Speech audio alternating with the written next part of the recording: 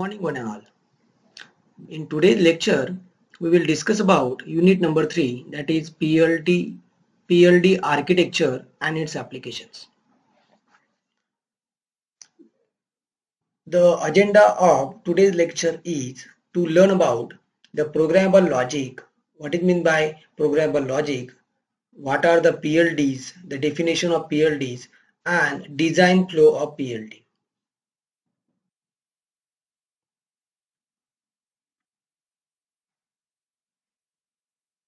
These are contents of unit number 3. Programmable logic, the definition of programmable logic, then definition of PLD, what is the design flow to program the PLD, then types of PLD, SPLD like PAL, PLA and ROM, CPLD, its feature, specification and architecture, FPGA, its feature, specification and architecture, what are the simulation and synthesis tools, and FPGA synthesis and implementation process. These are contents of unit number 3. Now let's start with the today's topic, programmable logic, PLD and design flow. Before going to start for PLD, let's understand what is meant by programmable logic. As we know that by using VLSI technology, we can fabricate the integrated circuits, and the integrated circuit, it can be programmed or reprogrammed with the help of software or CAD tools, especially EDA tools, with a digital logic at a curtain level. This trend started at the late 70s when US Department of Defense invented the hardware description language, and it is constantly growing. Now, whatever the PLDs or programmable logic devices are available, they consist of more than 700k flip-flops on a single chip. Means millions of components, millions of transistor or components we can implement on a single chip. What are the advantages for using these programmable logical devices? The first advantage is it will require the short development time. Means within a short time you can develop an application as per the customer requirement. Because traditionally what happens when the design requirement, when the customer requirement come to the industry, it will require 6 months, 1 year or 2 years to develop that product, because most of the time is required to design from small component to design a component, and up to the product generation it will require more number of time. But now what happens if you have available the hardware that is with programmable logic, then you have to only program it with the help of hardware description language, and you can implement any applications by reprogramming it again and again.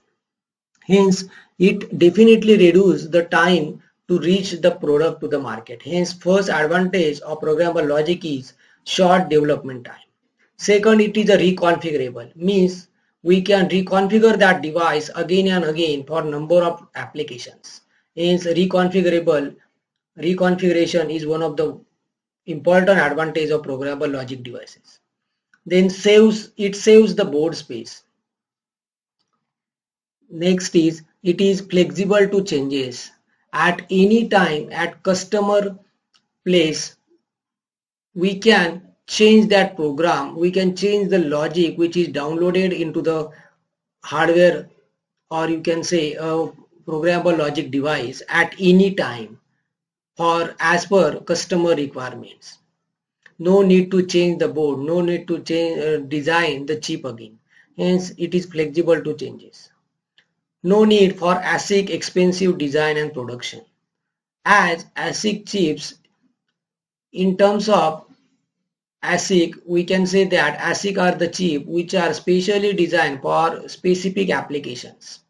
like you can say a music player chip, you can say a mobile chip, that are you can say a LED TV chip. These are specially designed for only that applications. But here programmable logical devices, these are the general chips and you can use for it for any applications. Then fast time to market. Already we discussed it. It will require very less time to reach the product into the market.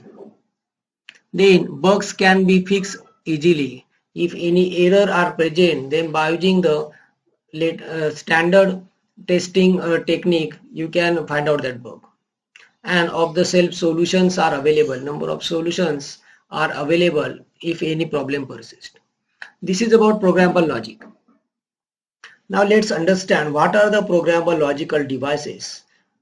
As we can develop the two types of circuit by using VLSI technology. Basically, there are two types of circuits. First is the ASIC, that is application specific integrated circuit, and second PLD, that is programmable logical devices. ASICs are the application specific integrated circuit which are specially designed for particular application to generate the number of products or where volumes are so much large. But PLDs, these are programmable logical devices. These are the general purpose chip and these are designed for any applications. Means we can implement any application by using that circuit. Hence, the programmable logic devices are general purpose chip for implementation or implementing the circuits. We can customize this circuit using programmable switches. To program that devices, that is programmable logical devices, the number of programmable switches and programmable interconnects are available on the chips. By programming that switches and interconnect, we can customize this chip or means program this chip as per the applications.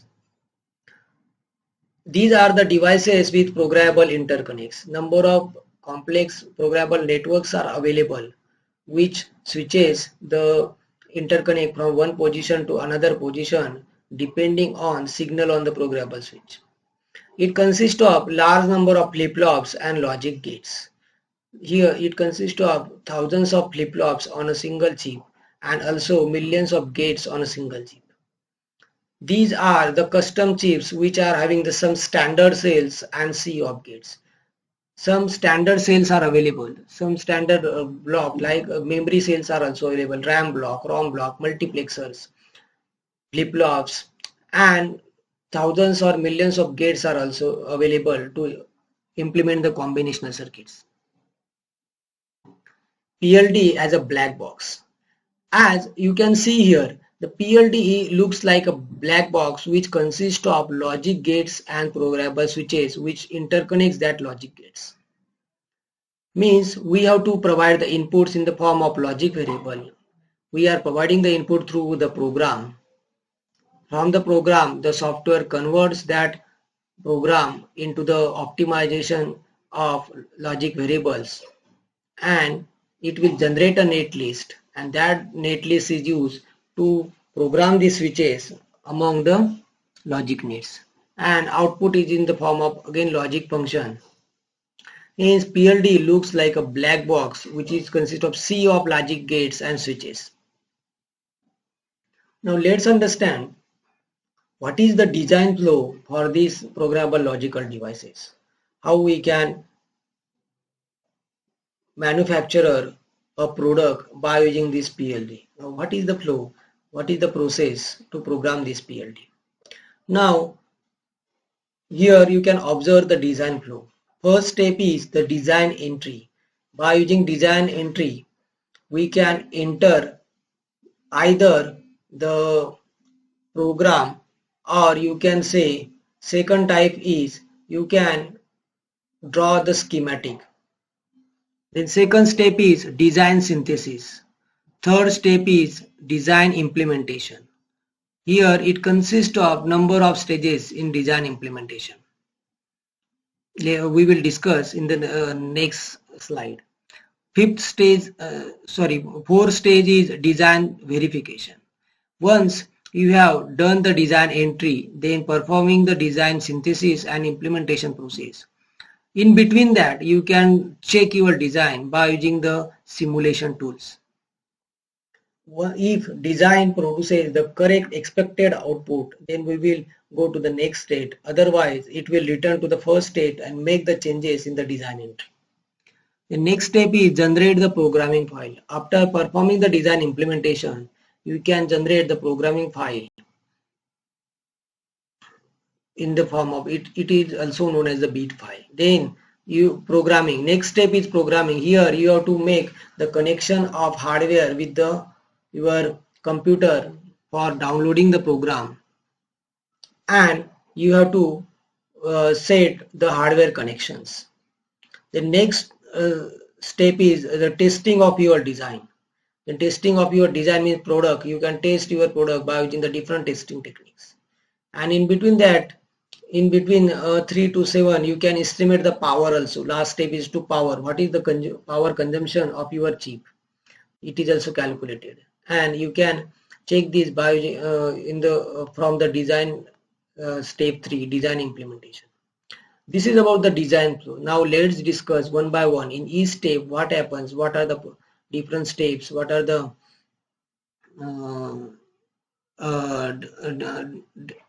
what are the outputs of different steps, and what are the tools are available to perform these steps. Now first step is design entry.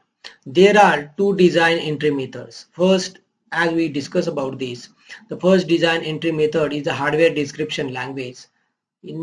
We can use the either VHDL or Verilog or System Verilog language to do the design entry in this design process. Or you can draw the state diagram, or you can say the finite state machine. What are the different tools? Here architecture wizards are available, core generator systems are available, StateCAD tools are available to assist in the design entry. Whatever the method you are going to use, you will here there is a need a tool to generate this EDIF or NGC netlist to bring into the Xilinx or other implementation tools. Means the output of this method is nothing but to generate the netlist or to create a file in the EDIF format, and this is available by using the tools like Xilinx, Altera, Actel, and many more. What are the popular synthesis tools?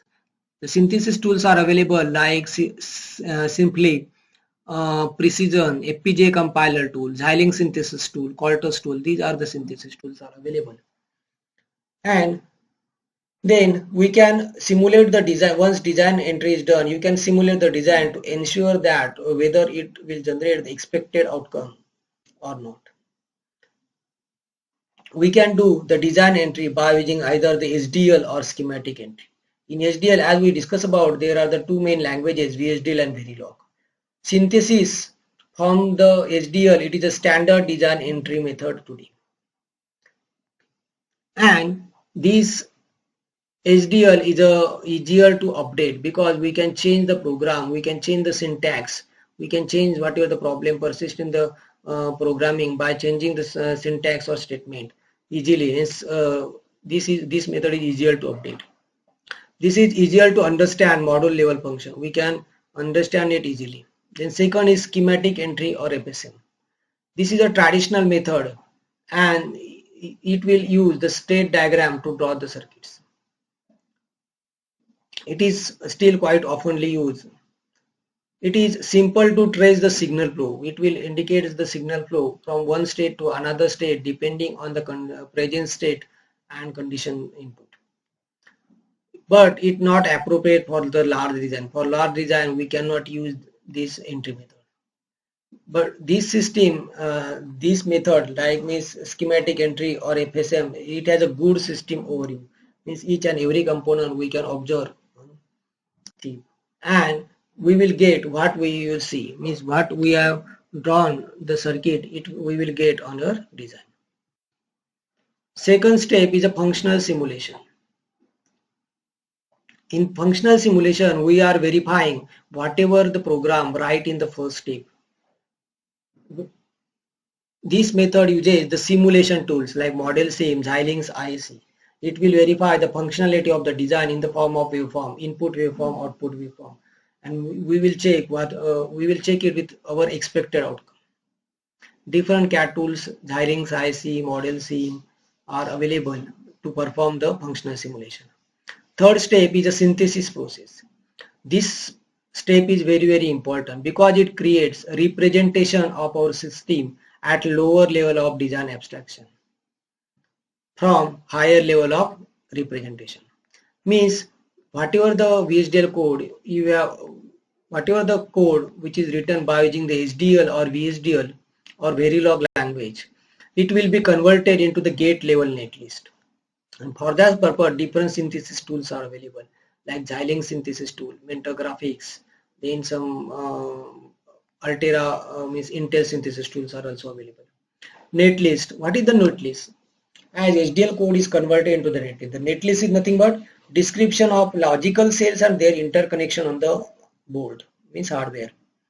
The netlist consists of signals and their interconnection, where these gates means number of gates, as the PLD consists of millions of gates, and these gates are interconnected through the programmable switches. Hence, which signals is connected to the which signals of the gates are connected together, this is decided by this netlist. What are the netlist format? It is available in the different format like EDIF. It is known as electronic design interchange format. These are generally used by different vendors, means vendor specific formats.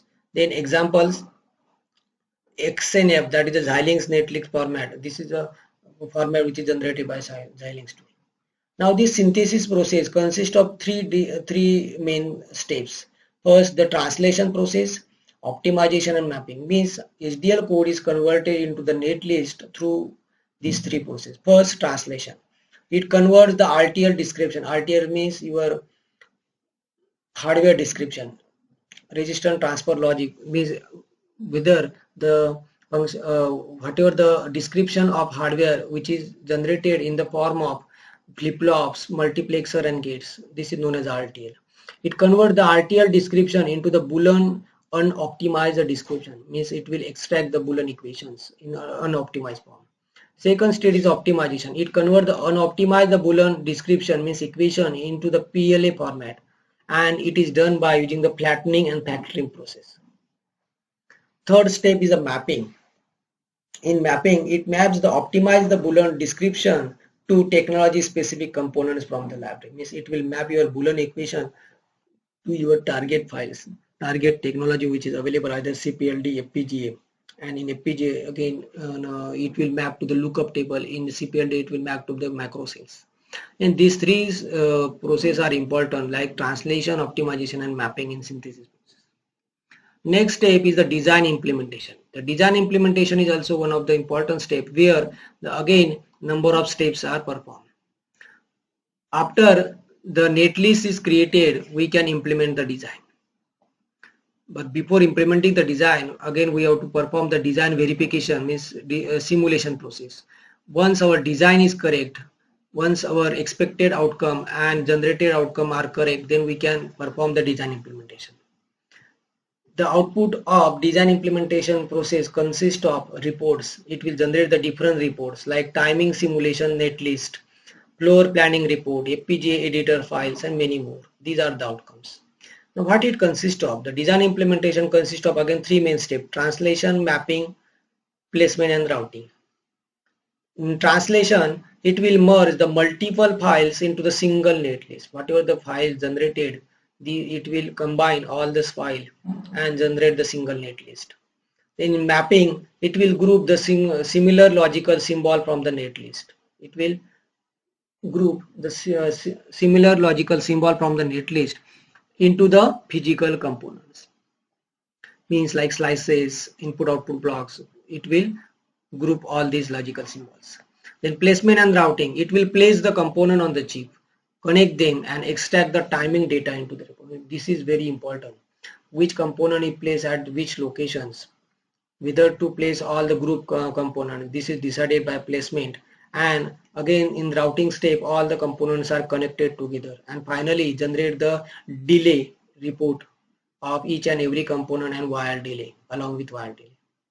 Now each phase of these generated files that allows to use the other Xilinx tools, like means in these steps you can use the floor planning tool, FPGA editor tool. To calculate the power you can use XPower tool. Different tools you have to use to calculate or to perform the different task. For floor planning means for placement of component you can use the floor planner tool, FPGA editor tools, and to calculate the power you can use the XPower tools. Then once design implementation is done, then you can generate the programming file. In these steps, you can create a file that FPGA can understand. Means we can download that file into the FPGA so that FPGA can understand and make the connections and run the circuit, or you can implement the circuit as per program. And this file is called as a bitstream file, .bit file. It has .bit extension. Again, different tools have different extension and different file name. Hence, it may vary depending on the tools like Altera or Actel, QLogic, etc.